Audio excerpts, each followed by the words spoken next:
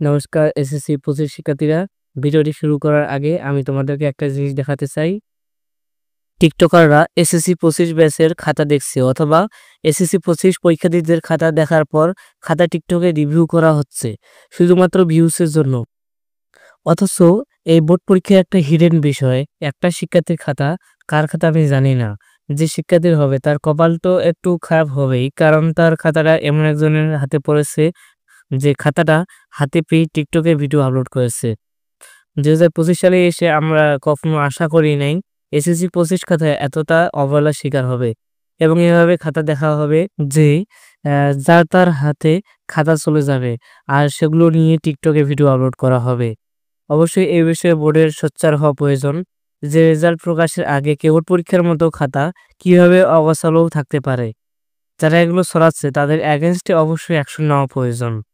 এই খাতাটা যারই হোক বা যে শিক্ষার্থীরই হোক, কোনো অবাঞ্ছিত কারণে খাতার কোনো কিছু ছিঁড়ে গেল, এর ফলে ওই শিক্ষার্থীর যদি ফেল আসে তাহলে এর দায়ভার কে নেবে? খাতাটা টিকটকারের কাছে আসা জলজান্ত উদাহরণই হলো যে শিক্ষক খাতা নিয়ে নিজে খাতা না কেটে অন্যের দ্বারায় খাতা কাটে নিয়েছে।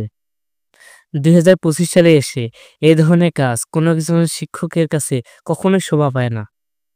আমাদের চারপাশে যে টিচারগুলো বোর্ডের খাতা কাটছে তারা যথেষ্ট পরিমাণে সিনসিয়ার নিয়ে সিরিয়াস হয়ে খাতাগুলো কাটছে, অনেক নিজের দায়িত্বের সহকারে। সকল টিচারকেই এরকম লাগবে, এর ফলে আমাদের দেশ আরো উন্নতির দিকে যাবে। কিছু কিছু টিচার আছে যারা নিজেরা খাতা না কেটে তাদের শিক্ষার্থীর দ্বারা খাতা কাটিয়ে নেয়। এর ফলে একজন শিক্ষার্থীর রেজাল্ট তো খারাপ আসে, এর ফলে তার লাইফটাও নষ্ট হয়ে যেতে পারে। ওই সকল টিচাররা নিজে তো খাতা কাটার জন্য নেয়ই, কিন্তু তারা নিজেরা খাতা না কেটে ছোট ছোট বাচ্চাদের দ্বারা খাতা কাটিয়ে নেয়। এর ফলে তারা কোনো জায়গায় বেশি মার্ক, কোনো জায়গায় কম মার্ক দেয়। এর ফলে শিক্ষার্থীদের সঠিকভাবে মূল্যায়ন করা যায় না।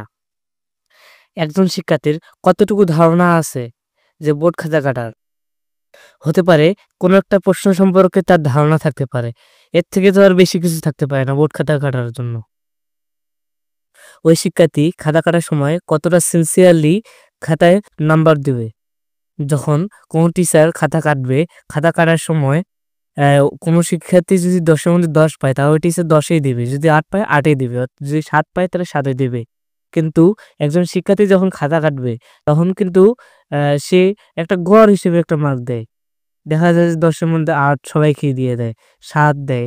এভাবে যে শিক্ষার্থীটা 10-এর মধ্যে 10 পাবে, যে শিক্ষার্থীটা যে 10-এর মধ্যে 10 পাওয়ার যোগ্য কিন্তু তাকে 8 দিয়ে রাখে, এর ফলে ওই শিক্ষার্থীর রেজাল্টটা খারাপ হয়ে যায়। এর জন্য কে দায়ী থাকবে? বোর্ড নাকি টিচার নাকি অন্য কেউ দায়ী থাকবে বলেন এটা? অবশ্যই তোমাদের নিজ নিজ মন্তব্য কমেন্ট করে জানাবে। আমি আজকে এই ভিডিওটি বানাচ্ছি এই কারণে যেন সকল শিক্ষার্থী এবং সকল অভিভাবকের কাছে আমার এই ভিডিওটি পৌঁছায়, এমনকি বোর্ড অবধি যেন পৌঁছায় ভিডিওটি। বোর্ড যেন এই বিষয়গুলোর প্রতি সোচ্চার হয়। আমি ভালোভাবে খাতাটা দেখি নাই, যদি খাতার কোনো কোড বোর্ড দেখতে পারে তাহলে অবশ্যই তারা স্ক্যান করে বুঝতে পারবে যে খাতাটা কোন টিচারের কাছে গেছে এবং বোর্ড যেন ওই শিক্ষকের উপর কড়া অ্যাকশন নেয়। তোমাদের এখন দায়িত্ব ভিডিওটি শেয়ার করে সবার কাছে পৌঁছে দেওয়া। পরীক্ষার্থী কিন্তু আমি না যে কোনো একটা খাতা হারিয়ে গেল এর ফলে আমার কোনো ক্ষতি হবে। তোমরা পরীক্ষার্থী, তাই তোমাদের একটা খাতা হারিয়ে গেলে তোমাদের অনেক বড় ক্ষতি হয়ে যেতে পারে। এজন্য ভিডিওটি বেশি বেশি করে শেয়ার করে তোমাদের সবার কাছে পৌঁছে দাও যাতে বোর্ড এর উপর কড়া অ্যাকশন নেয়।